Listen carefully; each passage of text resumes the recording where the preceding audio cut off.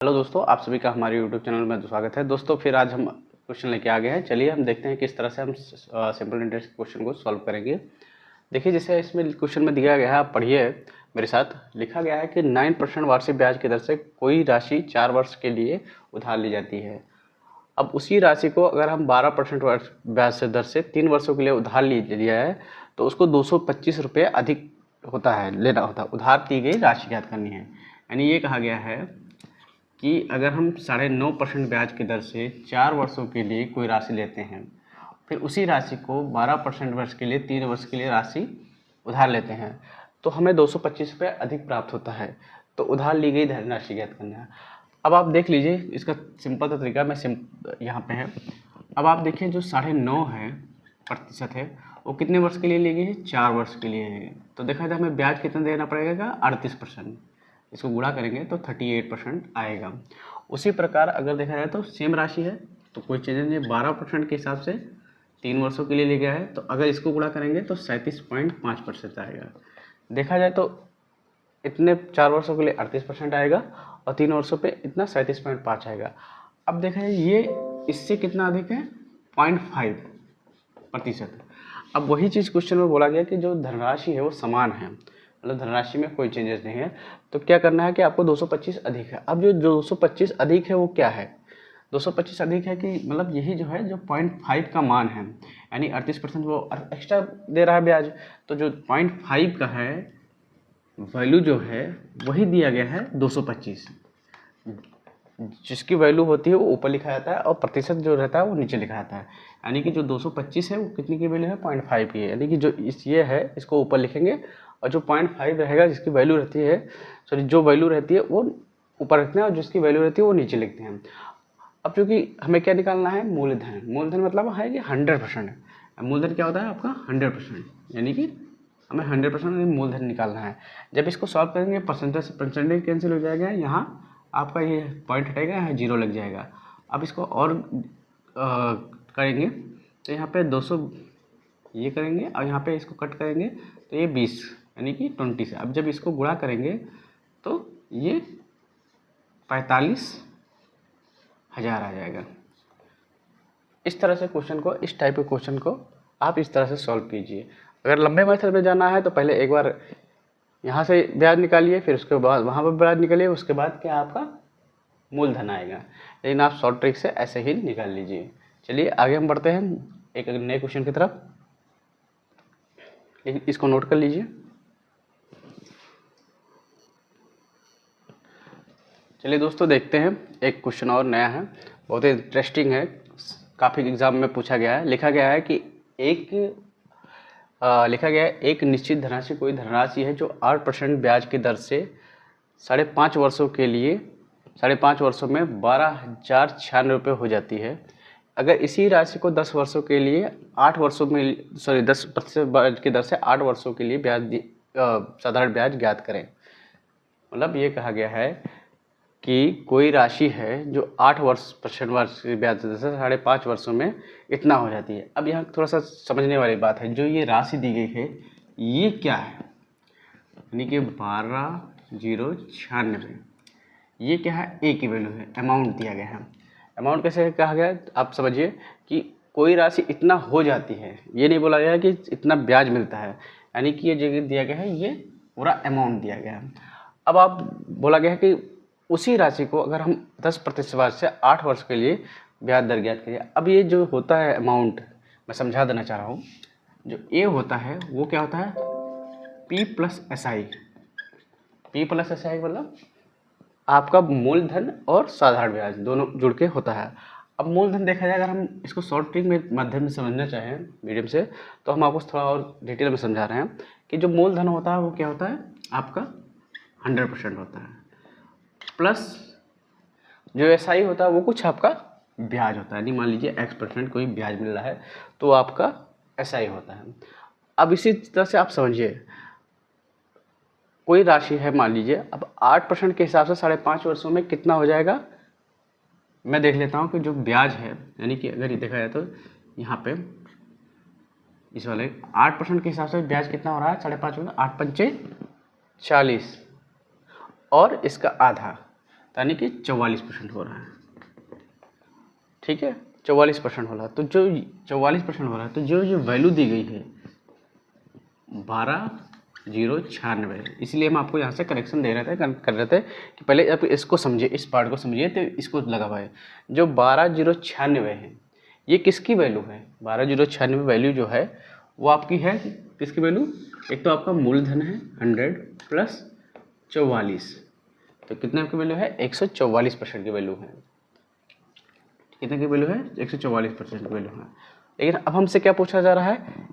राशि सेम है लेकिन क्या है? 10% से 8 वर्षों के लिए। तो अब हमें क्या पूछना है? ब्याज ही बताना है, मतलब अमाउंट नहीं बताना है, सिर्फ ब्याज बताना है। तो अब देख लीजिए, इसको इससे गुणा कर दीजिए, यानी कि 10 और 8 80। अब आपको कितने परसेंट की वैल्यू बतानी है? 80% की वैल्यू बतानी है। समझ गए? 80% की वैल्यू बतानी है। अगर नहीं समझ आएगा तो हमें कमेंट में कीजिएगा, बताएंगे हम। ठीक है, यहाँ पे आपको 80% की वैल्यू बतानी है। ठीक है, यहाँ प्रतिशत से प्रतिशत कैंसिल हो जाएगा, तो ये हो जाएगा 12,096 डिवाइडेड बाई 144 इंटू 80। अब ये हो गया।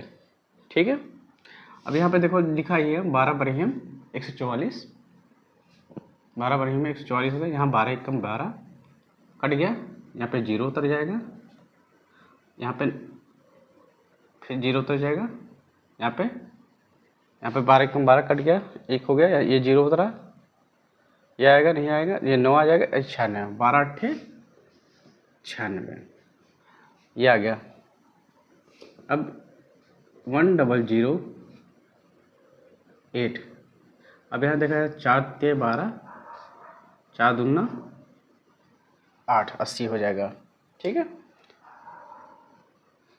इंटू, अब यहाँ पे 20 डिवाइडेड बाई 3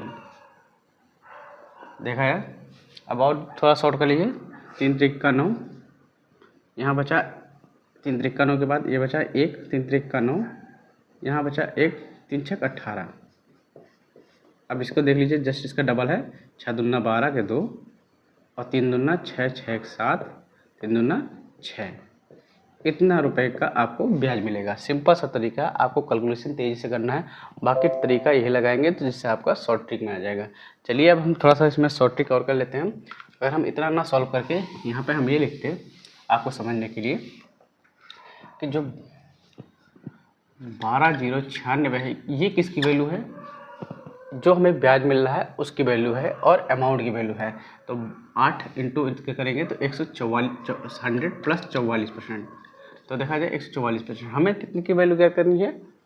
10 अट्ठे 80, यानी कि 80% की वैल्यू ज्ञात करनी है। अब इसको सॉल्व करेंगे तो वही यहाँ 12,096 डिवाइड बाई 144 इंटू 100, सॉरी 80।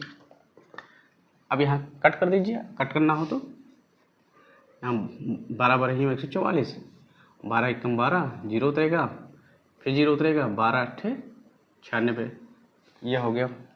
और यहाँ फिर से और कटिंग कर लिए, 3 4 ते 12, 20 चौका 80, तो ये हो गया। और फिर और कटिंग करेंगे तो यहाँ 3 एकम 3, 3 त्रिक्का 9, यहाँ 3 त्रिक्का 9 और 3 छक्का 18, यानी 336 को गुणा करेंगे 20 से, तो ये हो जाएगा जस्ट डबल है, 6 दूना 12, 3 दूना 6 7, 3 दूना 6, 6720 रुपये आपका इंटरेस्ट मिलेगा 8 वर्षों के बाद में। ठीक है, इस तरह से आप शॉर्ट फॉर्म में सॉल्व कर सकते हैं। चलिए आगे हम बढ़ते हैं, अगला क्वेश्चन देखते हैं। इसको आप नोट करना चाहें तो नोट कर लीजिए। चलिए एक क्वेश्चन देखते हैं, बहुत ही इंटरेस्टिंग क्वेश्चन है। लिखा है साधारण ब्याज के पर निवेश की गई 800 रुपये की एक राशि 8 वर्षों में कितना हो जाती है? बन जाती है 1200 रुपये बन जाती है। इसी ब्याज दर पे इस राशि पर 6 वर्षों पर साधारण ब्याज ज्ञात करना है। इसके 2 तरीके से लगा सकते हैं। सिंपल तरीका एक मैं बता रहा हूँ, उसी तरीके से लगाइए, आपको कुछ नहीं करना है। जो 800 रुपये थे ये क्या था? मूलधन, वो कितनी बन गई? 1200 रुपये, यानी आपको 400 रुपये का इंटरेस्ट मिला। लेकिन 400 रुपये का इंटरेस्ट आपको कितने वर्षों में मिला? 8 वर्षों में मिला। ये बताया गया 8 वर्षों में मिला है। लेकिन आपको क्या बोला गया कि जो आपका रेट ऑफ इंटरेस्ट है वो सेम है। तो रेट ऑफ इंटरेस्ट सेम है, तो जो 8 वर्षों में रेट ऑफ इंटरेस्ट लगा हो वो 1 वर्षों के लिए भी लगा होगा। आपको 6 वर्षों के लिए निकालना है, तो यानी कि इससे 6 से गुणा कर दीजिए, इससे 6 से गुणा कर दीजिए। तो यहाँ हो जाएगा 8 एकम 8, 8 पंचे 40, 50 हो गया, 5 छक्का 30, यानी कि 300 रुपये आपको रेट ऑफ इंटरेस्ट मिलेगा 6 वर्षों में। यानी कि 800 रुपये, 8 3 1100 रुपये बन जाएगा। आपको जो रेट ऑफ इंटरेस्ट मिलेगा ये 300 रुपये मिलेगा। एक तो तरीका ये है। आइए हम सेकंड मेथड डालते हैं। सेकंड मेथड, अब सेकंड मेथड क्या है, बोला गया है कि एक तो सिंपल सा तरीका ये, अगर ये नहीं समझ आ रहा है तो आप सिंपल सा तरीका लिखाइए। जो SI1 यानी कि सिंपल इंटरेस्ट 1 है but simple interest 2, P1 into R1 into T1, same question सवाल वैसे P2 into R2 into T2, ये सवाल है इस तरह का। अब आपको मूलधन क्या है, 800 रुपये पहले भी था अभी भी रहेगा, तो आप इसको कैंसिल कर सकते हैं। 800 यानी कि P1 P2 इक्वल है। अब रेट ऑफ इंटरेस्ट भी आपका इक्वल है, वो भी हो सकता है। अब आपको क्या करना है, SI2 निकालना है, SI2 निकालना है। तो यहाँ पे SI2 इजकल टू ये हो जाएगा SI1 इंटू T2 टाइम जो दूसरा दिया गया अब T1, यानी कि आपको जो SI2 कितना हो गया, यानी कि 800 से 1200 हो गया, तो आपको कितना ब्याज मिला 400 का। और समय कितना था आपको T2 6, जो दोबारा 6 सर गया, और जो पहले का था वो 8 है। फिर सॉल्व करेंगे तो यानी कि 300 रुपये ही आएगा।